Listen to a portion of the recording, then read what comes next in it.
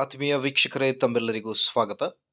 ಕರ್ನಾಟಕ ರಾಜ್ಯ ಸರ್ಕಾರಿ ನೌಕರರ ಕುರಿತು ಒಂದು ಬಿಗ್ ಅಪ್ಡೇಟ್ ತಮ್ಮೊಂದಿಗೆ ಶೇರ್ ಮಾಡ್ತಾ ಇದ್ದೀನಿ. ಆ ವಿಡಿಯೋನ ಸ್ಟಾರ್ಟ್ ಮಾಡೋಣ ವೀಕ್ಷಕರೇ. ಅದಕ್ಕಿಂತ ಮುಂಚೆ ನೀವು ಕೊಡುವ ಒಂದೇ ಒಂದು ಲೈಕ್ ನಮಗೆ ಸಪೋರ್ಟ್ ಆಗಿರುತ್ತೆ. ದಯಮಾಡಿ ಈ ವಿಡಿಯೋನ ಲೈಕ್ ಮಾಡಿ, ಅದರ ಜೊತೆಗೆ ನಮ್ಮ ಯೂಟ್ಯೂಬ್ ಚಾನಲನ್ನು ಕೂಡ ಸಬ್ಸ್ಕ್ರೈಬ್ ಮಾಡಿಕೊಳ್ಳಿ.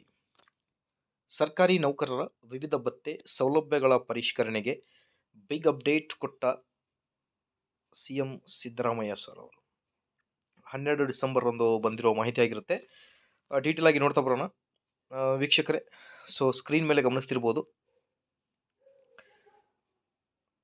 ವಿಶೇಷಚೇತನ ರಾಜ್ಯ ಸರ್ಕಾರಿ ನೌಕರರಿಗೆ ವಾಹನ ಖರೀದಿಗೆ ಪ್ರಸ್ತುತ ನೀಡಲಾಗುತ್ತಿರುವ ಸಹಾಯಧನದ ಪರಿಷ್ಕರಣೆಯನ್ನು ಒಳಗೊಂಡಂತೆ ಸರ್ಕಾರಿ ನೌಕರರಿಗೆ ಲಭ್ಯವಿರುವ ವಿವಿಧ ಭತ್ಯೆ ಮತ್ತು ಸೌಲಭ್ಯಗಳ ಪರಿಷ್ಕರಣೆ ಕುರಿತಂತೆ ರಾಜ್ಯ 7ನೇ ವೇತನ ಆಯೋಗವು ಸರ್ಕಾರಕ್ಕೆ ಸಲ್ಲಿಸಿರುವ ಸಂಪುಟ 1ರ ವರದಿಯಲ್ಲಿ ಶಿಫಾರಸುಗಳನ್ನು ಪ್ರಸ್ತುತ ಸರ್ಕಾರದ ಪರಿಶೀಲನೆಯಲ್ಲಿರುತ್ತದೆ ಎಂದು ಮಾನ್ಯ ಮುಖ್ಯಮಂತ್ರಿಗಳಾದ ಸಿದ್ದರಾಮಯ್ಯ ಹೇಳಿದರು.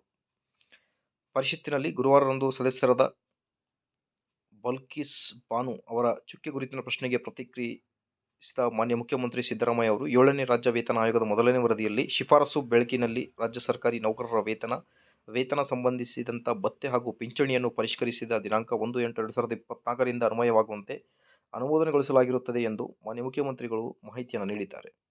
ಬಜೆಟ್ನಲ್ಲಿ ಹೊಸ ST ಹಾಸ್ಟೆಲ್ ಘೋಷಣೆ ಮಾಹಿತಿಯನ್ನು ಕೂಡ ನೀಡಿದ್ದಾರೆ ಮಾನ್ಯ ಮುಖ್ಯಮಂತ್ರಿಗಳು. ಡೀಟೇಲ್ ಆಗಿ ನೋಡ್ತಿರ್ಬೋದು ನೀವು. ಹಾಗೆ